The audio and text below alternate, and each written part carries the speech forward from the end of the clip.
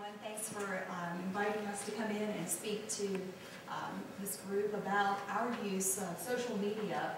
Roanoke County began using social media approximately 2 years ago, and it wasn't something that we jumped into lightly. We did a lot of research, primarily looking at what other localities were doing and exploring what was good for them, what didn't work. We're a little bit different than the county that David just described in that we do have a public information office, and we also have an IT director who used to be a public relations director in another locality. So our IT director for Roanoke County, when he came on board with us, this was about 2 years ago, he said, he was talking with me and said, hey, I've got an idea. I've heard about something called social media or Web 2.0. I don't know a whole lot about it, but I'd like to work with you, explore the concept, maybe get Parks and Recreation and libraries to join us. So it started as a very small group, as I just described. And we did a lot of research, did a lot of legwork, assigned someone to look at Twitter, decided to assign someone to explore what Facebook was all about and what localities were doing with these different platforms. And we came back together and we decided that we would start slowly, that we would begin our experiment, so to speak, with the assistance of one of our assistant county administrators, and with their blessing, and decided that we would delve into Twitter first. And from Twitter, we explored that for a little while and saw that we didn't have any, there were no negatives attached to it. So from there, we jumped into Facebook, and again, started very slowly, did not advertise what we were doing, just wanted to see what information that we would post, what different uses would be, and just somewhat began from there. I think one good aspect of starting out slow is that we were able to bring, besides just the folks that were doing the research, the Parks and Rec, the library folks, the folks from my office and public information. Another avenue, or another person that we brought in with the research portion of all of this was our county attorney, because we wanted to have him involved from the beginning, just to somewhat give us some guidance and talk about potential pitfalls, because as we all know in this room, county attorneys are there to watch out for us, and that's what happened in our case. And so he was along the ride with us the whole time, and he doesn't even have a BlackBerry, yet he was able to understand as we were bringing him different bits and pieces of information, brought those forward to him. He was able to say, well, I think this will work or this won't. And one thing that he did recommend for us was that when we were looking at all of this, that we decide that whatever comments went out and whatever comments were coming into us, that we tried to look at it as though it were a Board of Supervisors meeting. He said, consider that. Just always in the back of your mind think, is what I'm saying appropriate to a board meeting, and what's being said back appropriate language as well. And so that's something he told us early on, and we kept in the back of our mind the entire time. Again, we started about 2 years ago. Currently, we use Facebook, Twitter, and YouTube. One of the great aspects of YouTube is that we have, in Roanoke County, we have our own government access cable station, and I do a half-hour program each month on RBTV Channel 3. But if you don't have cable, you can't see that program. So we felt like by exploring ways that we could use YouTube, that we would be able to bring that programming, that half-hour program, which is government and educational access topics, we would be able to use YouTube and reach even more people, and that's what's happened. We upload our shows each month, our special videos, groundbreakings, things of that nature, and we upload those to YouTube each month. Let's see. User departments today include public information. Really, it's the group that we started out with that began doing all the research. Public information, that's mostly libraries, Parks, Rec, and Tourism, and then also community development. Specifically, our planning and zoning department has also joined in because they have some younger folks in that department that saw a way that we could communicate information out, and they wanted to get involved, and they've been great to work with.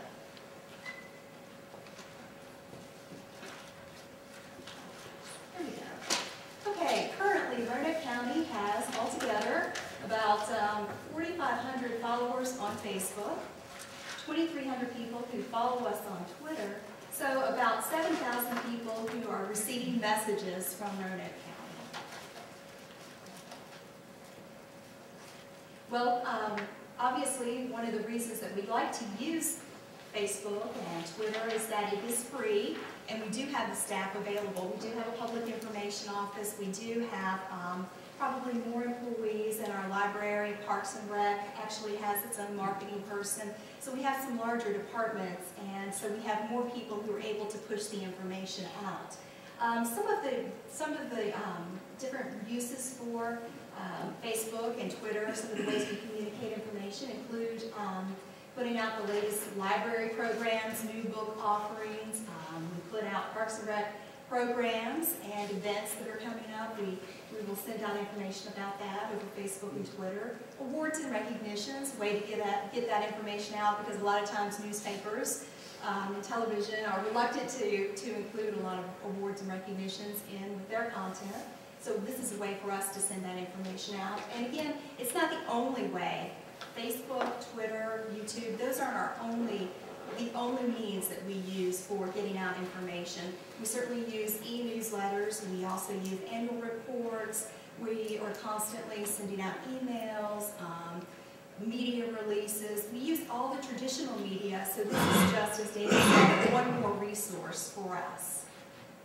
Trash collection information, you wouldn't really think of that, but we have bulk and brush every other week, and so we send out notices to let people know whether it's in Roanoke County, it's trash collection week A or B, and depending on which week you are, you have your bulk picked up. So we send out updates about that. Also, emergency information. When we had a snowstorm a couple of years ago, we were able to communicate with citizens, and we had a shelter that was set up in Roanoke County, and we used Facebook and Twitter in addition to everything else, including our website, to communicate information. And that's when we actually found that we had a big growth in the number of people who were following us on Facebook and Twitter was during that snowstorm, when I think people were probably looking for information, and we were able to consistently get something out about what was happening. Also, something that's somewhat unusual, I haven't found a lot of localities that do this, but during our Board of Supervisors meeting, I actually sit there. I have to go to each meeting, and I'm also taking notes and sending emails back with various media folks who want to know what was the board's vote on this particular issue.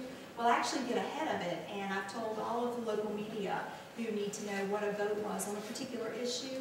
Just follow me, Facebook or Twitter. Usually they already do, but I let them know that I also put those updates up live. So during the board meeting, as I'm taking notes, I'm also sending out tweets and Facebook posts about whatever the board's position is on particular topics that come up for vote. Naturally, it's not everything. Not everything is of interest to citizens, but it's usually the topics that generate the most discussion that I'll put out there for folks to read. All right, best practices with Facebook. This is something we somewhat learned the hard way, and one thing you want to do if you as a locality are considering jumping into the Facebook world is to set up what we call a fan page, where people join and like you. Not a group page, a fan page. There's a big difference that we found. When you set up a Facebook fan page, basically you are the driver. You are the person who's putting out the comment, or the putting out the information that people can then comment on. Whereas with a group page, you can have the citizen or the person, whoever's there behind their computer screen, they are generating the discussion, they're putting out the information, they're generating the topics. So if you have a fan page, you're the driver of the information that's going out. Basically, you are guiding that discussion yourself versus a citizen or someone else guiding that discussion. We found that out the hard way. We had in our locality we have a new Green Ridge Recreation Center, and the person who set up this group page, they liked the facility very much. They set up a group page to draw other people who also like this recreation center. And it was a great discussion that was going on, but it was not it was not something that we set up.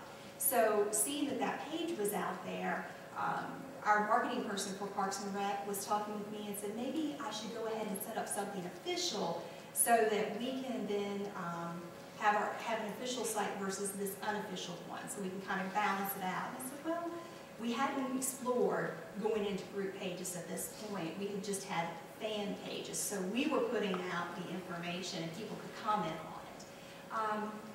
So we went ahead, we really hadn't jumped into this area, set up this group page, and what happened is that we made an official page, had it listed as such, and there were some people who, we had some growing pains with Green Ridge, hadn't been open too long, and some people were unhappy with the fact that we were doing some things that they didn't agree with. We wouldn't let people bring in, for instance, food into our pool area.